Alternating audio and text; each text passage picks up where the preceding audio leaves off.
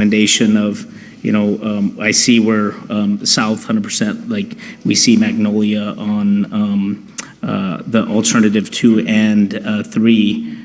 Have we ever considered, like the bird eucalyptus, like taking it one notch up? We're at Olive, and we've sat at Olive for several years, taking it up Bird, up and over Dwight, and then come back Yamato Road and encompassing that little L section.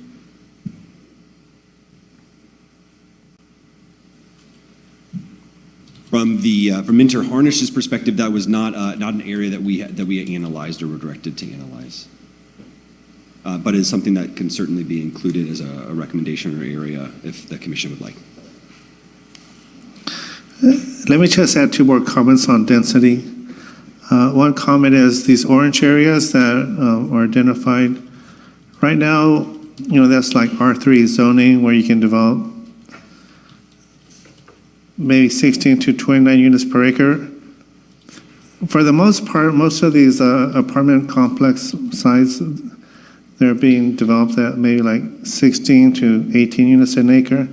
The general plan is looking at developing some of these multifamily R3 zone sites at a higher density, at least 20 units per acre.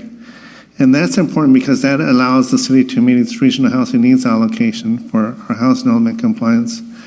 When you develop more units per acre, then generally speaking, those are more affordable to working families. The other item I want to point out is in the downtown area where we're envisioning mixed-use development. That's something that provides an opportunity to have housing on top of commercial, and you can go up to 2 or 3 stories on some of these. Or it can be a vacant lot. Most of the vacant properties in the downtown area are small, but it doesn't mean that you cannot build on top of them. And so having mixed-use development, you're kind of establishing that mixed-use smart growth where, you rely more on transit, bus. The other thing is, we have the ACE train that's planned at station. So if you have more services like commercial and other services down in the ground floor, then you have opportunity for apartments on the second floor. So there's opportunities for mixed-use development that consists like that commercial and higher density on top. Yeah, no, I agree with you. I think having that perspective and another layer for folks that wish to have, and you're right, like the ACE train. That's, in my opinion, that target folks that come from the northern area, right? The counties up north where homes are cheaper, come down here and take the ACE train back up. I think that's 100% what we're targeting. I would just like to see some of the other housing elements as well, but obviously that's encompassed in that. I don't know if the commissioners want to add in some of that little piece up there, like that bird up to Eucalyptus down towards Dwight, or what your guys' thought process is, just for some additional, and obviously we know that, this is just a vision, right? We plant the vision and, hopefully down the road it gets executed and slowly developers start coming in and they start grasping the idea or capturing our vision and executing it. So it's just my food for thought, so. Well, I kind of can see that as well. I do see that, know that some of that area there, it's not marked in any color right now because some of it is farming in that. But I do know that some of that area there has been farmed by some farmers that will probably in the next so many years, in this 20 to 30 year period we're looking at, will no longer be farming, and nor will their families. And when there's an option to be able to put homes there or that, that I could see incorporating a little bit more onto Bird and that area for some type of residential. I think, I'm just gonna throw this out there, I think that the alternative 3 is pretty aggressive, especially when it comes to residential, and we're wiping out some ag land there.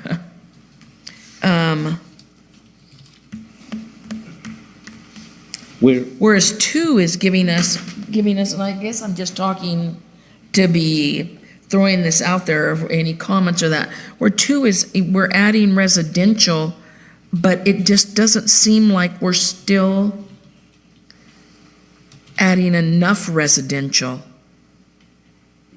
Yeah, Renee, I'm almost seeing like the you same blend map of- almost. A blend of 2 and 3.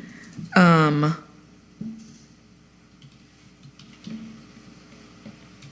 the 2 and 3 in my, like, Has anybody else got comments on those? My observation is when we look at our current plan, the purple area, maybe I'm seeing too many purples, but it almost looks identical apart from like Sultana and Gala West, right? Where we're trying to grow existing.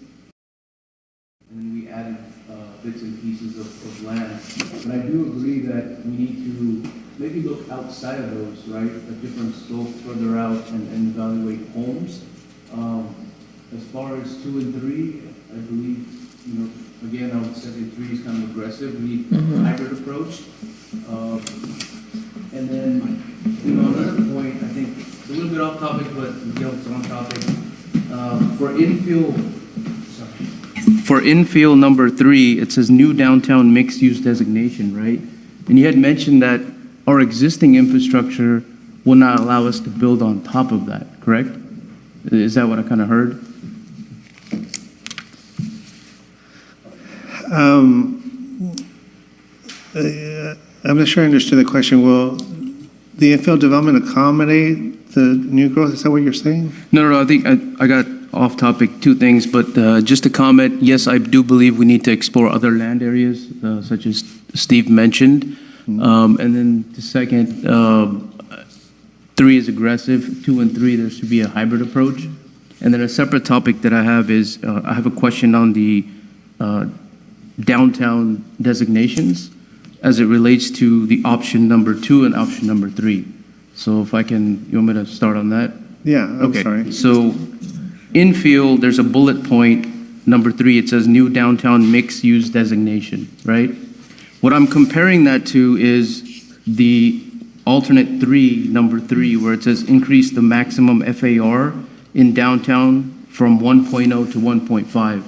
As I was listening to you speak, you had mentioned that, we do have, we want to mix use some of the downtown, but the infrastructure wasn't there to support like a second story, right? And where I'm going with this is, what is the difference between the 2 bullet points? And maybe I don't understand FAR enough to understand what does it mean when we're saying increase maximum FAR from 1 to 1.5? Like, what are the differences between the 2 alternatives there, 2 and 3, in relation to downtown?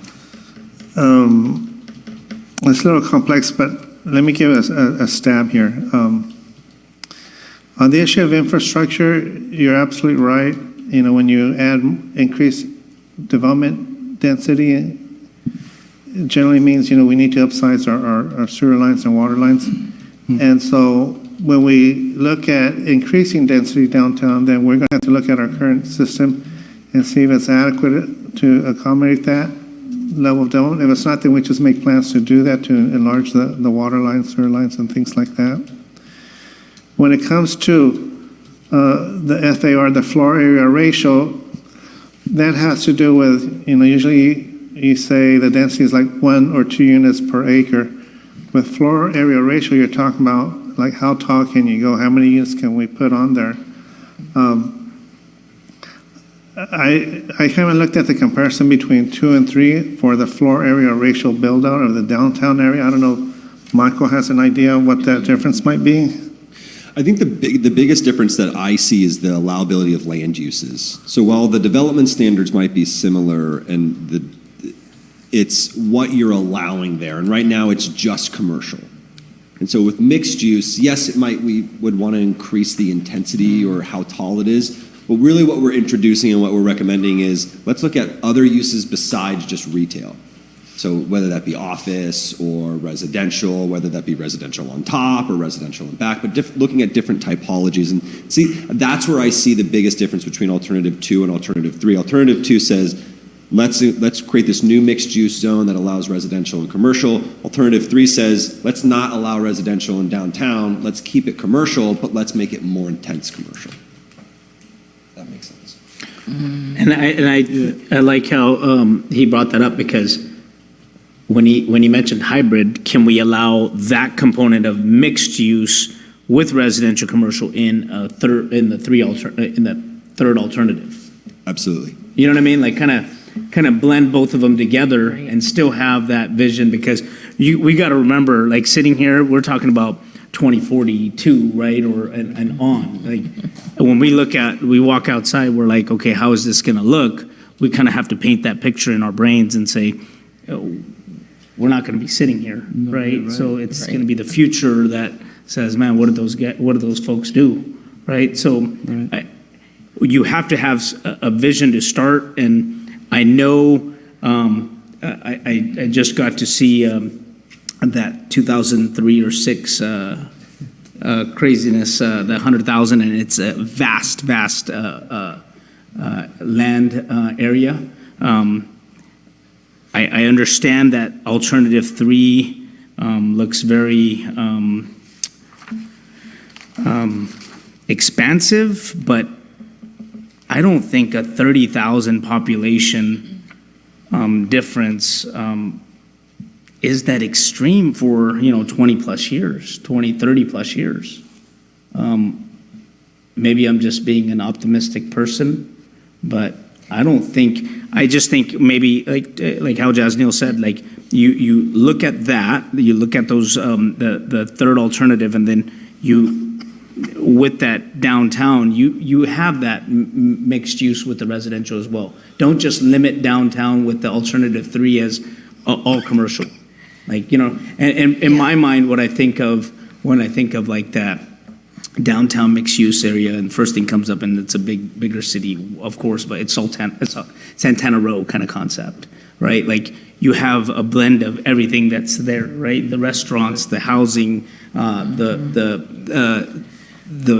multi-family or the single family dwellings on top, and it's just a vibrant area, right? So that's how I see it. But please, you guys give you guys input. Diego, I know you got a lot of development ideas and stuff. Please give us your input.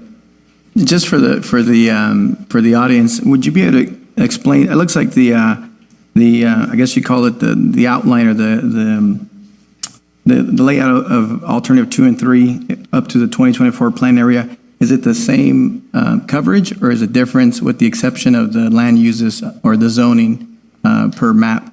And if so, let's say for example, alternative 3, you guys there's areas where it says urban reserve, and a lot of those areas, if you go to alternative 2, they're on the ledge and they're classified as agricultural. So does that mean if we go with alternative 2, that agriculture in the future wouldn't be able to get rezoned, that it's set for agriculture?